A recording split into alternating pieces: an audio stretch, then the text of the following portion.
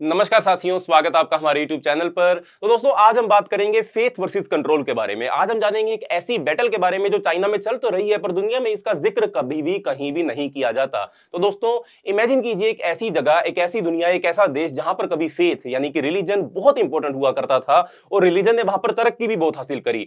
जहां हजारों सालों तक मंदिरों में प्रार्थना की आवाज गूंजा करती थी, जहां चर्च हुआ करते थे और चर्च को स्पिरिचुअल ताकत का पिलर माना जाता था और बहुत सी पुरानी फिलोसफीज वहां पर मौजूद थी जिसने सोसाइटी को शेप करने का काम किया। लेकिन अब सोचो, वही जगह अपनी आत्मा से, अपनी सोल से बिल्कुल अलग हो चुकी है।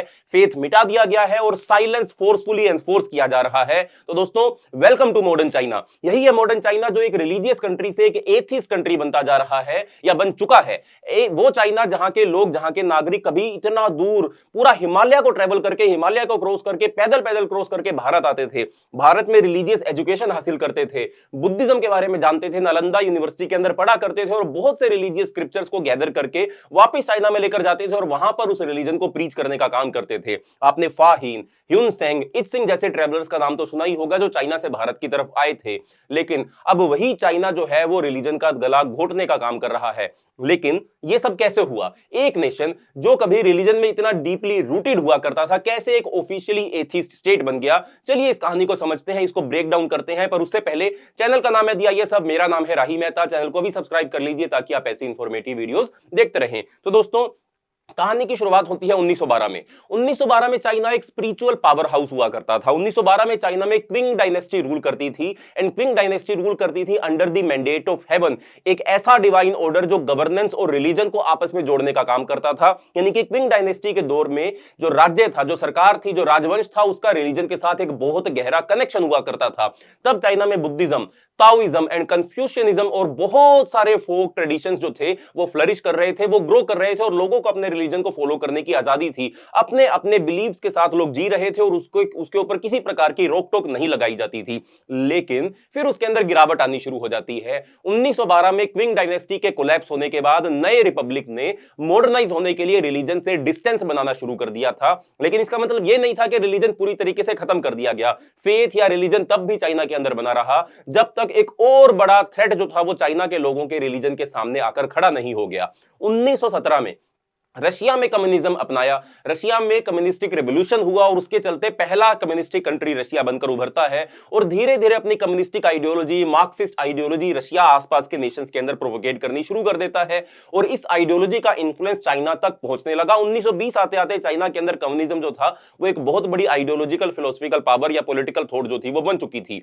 अब चाइना के अंदर उस समय कुओमिंतांग पार्टी भी थी और चाइना के अंदर चाइनीज कम्युनिस्ट पार्टी भी एस्टेब्लिश कर दी गई थी। आपने इतिहास पढ़ा है तो आप जानते होंगे कि कुओमिंतांग के बीच में एंड चाइनीज कम्युनिस्ट पार्टी के बीच में एक लंबा सिविल वॉर चलता है जिसका रिजल्ट निकलता है कि चाइनीज कम्युनिस्ट पार्टी एंड उनके लीडर माओ जेडोंग जो है वो पावर कैप्चर कर लेते हैं एंड चाइना को People's Republic of China declare कर दिया जाता है। और जो माओ जेडोंग जो चाइना के पहले प्रेसिडेंट बनते हैं वो सिर्फ एक रेवोल्यूशनरी लीडर नहीं थे बल्कि वो एक एथिस्ट आर्किटेक्ट भी थे। उन्होंने ही चाइना के सारे एथिज्म का डिजाइन प्लान किया था। उनके लिए रिलीजन सिर्फ आउटडेटेड नहीं था बल्कि एक खतरा था, एक डेंजर था। मार्क्सिस्ट थॉट से इंस्पायर होकर उन्होंने फेथ को कम्युनिस्ट पार्टी की एब्सोल्यूट कंट्रोल करने के लिए एक बड़ा राइवल मानना शुरू कर दिया था। यानी कि माओ जेडोंग ये मान रहे थे कि चाइना में अगर कम्युनिस्ट पार्टी को पावरफुल होना है और हमेशा लॉन्ग लास्टिंग रहना है तो यहां से फेथ को, रिलीजन को हटाना पड़ेगा, क्योंकि फेथ कम्युनिस्टिक आइडियोलॉजी के लिए, रिलीजन कम्युनिस्टिक आइडियोलॉजी के लिए एक राइवल, एक दुश्मन माना जाता है। और कम्युनिज्म को रूल करना था तो रिलीजन को मरना था ही, और वही चाइना के अंदर हुआ। और उसके बाद the systematic eradication of faith China के अंदर शुरू होता है और फेथ के ऊपर अटैक होना शुरू हो जाता है।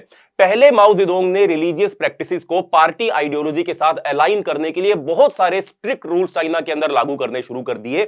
लेकिन 1960s तक उनका जो असली एजेंडा था वो हमारे सामने आने लगा, चाइना के लोगों के सामने आने लगा।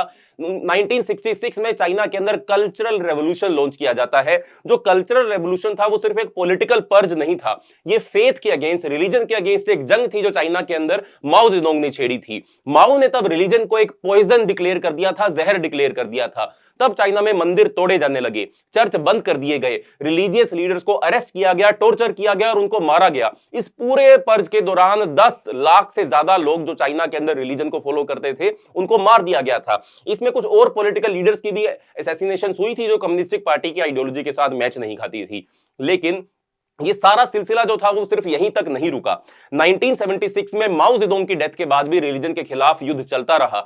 1982 में चाइना अपने लिए एक नया कॉन्स्टिट्यूशन लेकर आता है और उस कॉन्स्टिट्यूशन के अंदर फ्रीडम ऑफ रिलीजियस बिलीफ जो था वो जनता को प्रोमिस भी किया जाता है, लेकिन जैसा कि हम जानते हैं जो फ्रीडम ऑफ रिलीजियस बिलीफ था वो चाइना के अंदर सिर्फ एक मजाक बनकर रह गया, सिर्फ एक इल्यूजन बनकर रह गया। रिलीजन को सिर्फ कम्युनिस्टिक आइडियोलॉजी के अंदर ही रहने की परमिशन दी गई थी। सिर्फ state approved Buddhism, state approved Taoism या स्टेट अप्रूव्ड क्रिश्चियनिटी और इस्लाम जो थी वो चाइना के अंदर अलाउड थी। यानी कि चाइना का स्टेट जो कानून बनाएगा, जो रूल्स बनाएगा, जिस तरीके से वो रूल्स को फॉलो करने के लिए आपको बोलेगा वैसे ही आपको फॉलो करना होगा। अगर आप रिलीजन को फॉलो भी कर रहे हो तो एक स्ट्रिक्ट तरीके से, एक रिस्ट्रिक्टेड तरीके से ही आप फॉलो कर सकते हो, उसको प्रोपोगेट तो आप कर ही नहीं सकते हो। यानी कि प्रचार के ऊपर तो पूरी तरीके से चाइना के अंदर रिलीजन के बंद लगा दिया गया है। इसके साथ साथ रिलीजियस साइट्स पर सीसीटीवी सर्विलेंस लगा दिए गए हैं। कम्युनिस्ट पार्टी के मेंबर्स, चाहे वो एक्टिव मेंबर्स हो या रिटायर्ड मेंबर्स हो, उन सबको रिलीजन फॉलो करने से मना कर दिया गया है। 2004 तक चाइना ने वर्ल्ड में कन्फ्यूशियस इंस्टीट्यूट्स के जरिए अपने कल्चर को एक्सपोर्ट करना शुरू कर दिया था, लेकिन चाइना अपने ही घर के अंदर रिलीजन का गला जो था वो घोंट रहा था। उसके बाद आज जो जी जिनपिंग रूल कर रहे हैं, जी जिनपिंग के साथ एक नई वेव ऑफ सप्रेशन चाइना के अंदर चालू हो गई। आज जी जिनपिंग के रूल में रिप्रेशन और भी ज्यादा बढ़ चुका है। रिलीजियस टेक्स्ट को सेंसर कर दिया गया है ताकि वो कम्युनिस्ट पार्टी के प्रोपेगेंडा से मैच कर सके। चर्च और मस्जिदों को सरकारी परमिशन के बिना चलाना जो है वो इलीगल बना दिया गया है। सबसे ज्यादा इंपैक्ट चाइना में उइगर मुसलमानों के ऊपर पड़ा है। 10 लाख से ज्यादा उइगर मुसलमान री एजुकेशन कैंप्स में डाल दिए गए हैं, जहां पर उनको टॉर्चर किया जाता है, जहां पर उनको सिखाया जाता है कि कम्युनिस्टिक आइडियोलॉजी कैसे है और आपको इस्लाम को छोड़कर कम्युनिस्टिक आइडियोलॉजी को कैसे अपनाना है। बुद्धिस्ट जो स्टैच्यूज थे उनको तोड़ दिया गया है, क्रिश्चियन क्रॉसेस को गिरा दिया गया है, स्पिरिचुअल सिंबल्स को कम्युनिस्टिक आइडियोलॉजी से मैच करने के लिए उन सबको रीब्रांड कर दिया गया है। लेकिन सबसे बड़ा सवाल यह है, अगर चाइना रिलीजन को मिटा चुका है तो कम्युनिस्ट पार्टी फेथ से, रिलीजन से अभी भी इतना डरती क्यों है? इसके साथ साथ आज के चाइना में सिर्फ एक पर्सनल बिलीफ नहीं बल्कि एक थ्रेट माना जाता है रिलीजन को। डिजिटल सर्विलेंस के जरिए हर रिलीजियस एक्टिविटी को मॉनिटर किया जाता है। चर्च और मस्जिदों पर फेशियल रिकॉग्निशन कैमरास लगाए गए हैं। ऑनलाइन रिलीजियस कंटेंट को हेविली सेंसर किया जाता है। वी चैट और बाइडू जैसे प्लेटफॉर्म पर रिलीजियस डिस्कशन पर पूरी तरीके से पाबंदी लगी हुई है। आर्टिफिशियल इंटेलिजेंस के एल्गोरिदम का इस्तेमाल करते हुए लोगों की फेथ बेस्ड एक्टिविटीज को चाइना ट्रैक करने का काम करता है। चाइनीज गवर्नमेंट एक सोशल क्रेडिट सिस्टम भी यूज करती है जिसमें लोगों की रिलीजियस एक्टिविटीज को, उनके स्कोर को नेगेटिवली इंपैक्ट करने का काम करता है। यानी कि आपका सोशल क्रेडिट सिस्टम उतना कम होता जाएगा, आपका क्रेडिट जितना ज्यादा आप रिलीजियस होंगे, जितना ज्यादा आप फेथ के अंदर मानेंगे, आपका रिलीजियस होना आपके सोशल क्रेडिट सिस्टम के स्कोर को नेगेटिवली इन्फ्लुएंस करेगा। इसका मतलब यह है कि अगर आप ओपनली अपने रिलीजन को प्रैक्टिस करते हो तो आपको जॉब्स, एजुकेशन और ट्रैवल अपॉर्चुनिटी से चाइना के अंदर रोका भी जा सकता है। बट स्टिल इतनी सारी रिस्ट्रिक्शंस होने के बावजूद भी, जितनी भी रिस्ट्रिक्शंस चाइना के अंदर हो, फेथ चाइना में, रिलीजन चाइना में अब भी छुपके छुपके से जिंदा है। ऐसा कुछ रिपोर्ट्स कहती हैं कि चाइना में 57 million Christians secretly underground churches के अंदर अपनी पूजा करने का काम करते हैं। 300 से 400 मिलियन बुद्धिस्ट और टाओइस्ट छुपके से अपनी ट्रेडिशन को फॉलो करते हैं और 15 से 20 मिलियन मुस्लिम्स रिस्क उठाकर अपनी इबादत जारी रखे हुए हैं चाइना के अंदर। ये सब लोग हर दिन एक ऑथोरिटेरियन स्टेट के खिलाफ खड़े हो रहे हैं, भले ही चुपके छुपके से खड़े हो रहे हो, सीक्रेट सोसाइटीज के अंदर काम कर रहे हो और कर अपने रिलीजन को फॉलो करने की कोशिश कर रहे हो। But the real question, can China truly rise without its soul? China आज इकोनॉमिक सुपर पावर बन रहा है, लेकिन ये राइज किस कॉस्ट पर आया है? क्या ये ग्रोथ फेथ के एब्सेंस की वजह से हुआ है, रिलीजन के एब्सेंस की वजह से हुआ है, या फिर ये प्रोग्रेस फ्रीडम के सैक्रिफाइस पर ही मिलती है? फेथ को चाइना में शेकल्ड किया गया है, लेकिन ये अब भी मरा नहीं है। ये बैटल बिलीफ और कंट्रोल के बीच अभी भी चल रही है। लेकिन इसके साथ एक और सवाल है, अगर एक नेशन अपने लोगों की आत्मा को मिटा दे, अपनी खुद की आत्मा को मिटा दे, तो क्या वो सच में तरक्की कर सकता है? अब ऐसे में अगर हम भारत और चाइना को कंपेयर करें आपस में, अगर हम इस पूरे दायरे को समझने की कोशिश करें, तो एक और देश है जो चाइना के बिल्कुल अलग चल रहा है, बिल्कुल विपरीत डायरेक्शन के अंदर चल रहा है, और वो है हमारा प्यारा भारत। तो दोस्तों, जहां चाइना के अंदर धार्मिक आस्था पर पूरी तरीके से प्रत्यक्ष या जो डायरेक्ट या इनडायरेक्ट तरीके से रोक लगाई हुई है, उसके ऊपर प्रहार, अटैक किया जा रहा है, वहीं भारत एक सेकुलर राष्ट्र है। सेकुलर राष्ट्र होने के साथ साथ हमारे देश में हर धर्म के लोगों को जीने की और अपने धर्म को फॉलो करने की पूरी आजादी है। भारत की अनेकता में एकता है। हिंदू, मुस्लिम, सिख, ईसाई, बुद्ध, जैन, पारसी सब भारत के अंदर अपने रिलीजन को फॉलो कर रहे हैं। रिलीजन को फॉलो करने की पूरी इंडिपेंडेंस, पूरी फ्रीडम जो है वो भारत के अंदर हर किसी व्यक्ति को मिलती है। चाइना सिर्फ कम्युनिस्ट पार्टी के अनुकूल ही अपने धर्म को प्रोपेगेट करने देता है, फॉलो करने देता है। भारत में राजनीति और धर्म के बीच एक समानता का रिश्ता है, जिसमें सरकार किसी भी धर्म को प्रमोट या दबाने का काम नहीं करती। चाइना में बिल्कुल इसके ऑपोजिट होता है, बिल्कुल विपरीत होता है।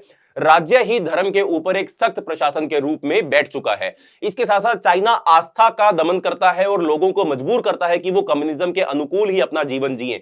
भारत में लोग अपनी मर्जी से अपने धर्म को जी सकते हैं, अपने धर्म को फॉलो कर सकते हैं। भारत में हर जगह आपको धार्मिक मंदिर, मस्जिद या फिर चर्च या फिर गुरुद्वारे देखने को मिल जाएंगे, जो अपने कल्चरल हेरिटेज को, अपनी पुरानी विरासत को अब्सॉर्ब करके रखे हुए हैं, समेट कर रखे हुए हैं। भाई चाइना हर साल मंदिर तोड़ देता है, गिरजाघर तोड़ देता है और मस्जिदों को बंद करने का काम करता है। तो फिर से आपके सामने कुछ सवाल है। एक देश जो अपने ही लोगों की आस्था से डरता है, क्या वो सच में बुलंद हो सकता है? क्या चाइना एक इकोनॉमिक सुपर पावर बनने की दौड़ में अपनी असली पहचान खोता जा रहा है? हाँ, हम मानते हैं चाइना इकोनॉमी के अंदर काफी ज्यादा स्ट्रांग है, टेक्नोलॉजी के मामले में बहुत से देशों से आगे है या सभी देशों से आगे है, पूरी दुनिया से आगे है। बट स्टिल चाइना के अंदर आस्था को ही मार दिया गया है। क्या आस्था को मारने से ही प्रोग्रेस मिलता है? तो क्या इंडिया जैसे देश जो धर्म और डेमोक्रेसी दोनों को ही बैलेंस कर रहे हैं, वो भी तो प्रोग्रेस कर रहे हैं। भले ही चाइना के जितना प्रोग्रेस ना कर रहे हो, बाकी सभी देशों ने रिलीजन को साथ लेते हुए भी अपने आप को आगे बढ़ाने का काम किया है। आप अमेरिका का ही एग्जांपल क्यों ना ले लें।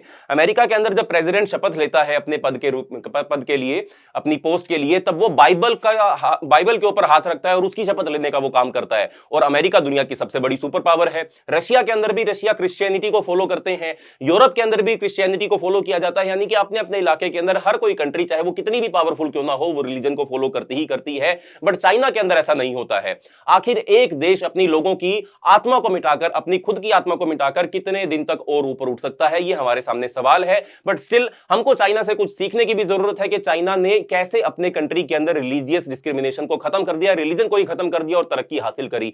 बट शायद भारत ऐसा कभी ना कर सके। भारत डेमोक्रेसी होने के कारण, अपने कॉन्स्टिट्यूशन होने के कारण रिलीजन को कभी भी एनिलिएट नहीं कर सकता है। बट स्टिल भारत और चाइना के बीच की ये जो दौड़ है, ये ऐसे ही चलती रहेगी, जिसमें चाइना थोड़ा आगे हमारे से निकल चुका है। और हम कोशिश करेंगे और हम ये सोचेंगे, हम उम्मीद लगाएंगे कि चाइना के अंदर भी कुछ सुधार आए इन चीजों को लेकर और भारत भी अपनी जो जीडीपी की ग्रोथ है, जो इकोनॉमिक ग्रोथ है, उसमें और ज्यादा आगे बढ़ सके। तो दोस्तों, ये थी हमारी आज की वीडियो। अगर आपको वीडियो इंफॉर्मेटिव लगी हो तो वीडियो को लाइक करें, चैनल को सब्सक्राइब करें। मिलते हैं अगली वीडियो के अंदर, तब तक के लिए बाय बाय, धन्यवाद, जय हिंद।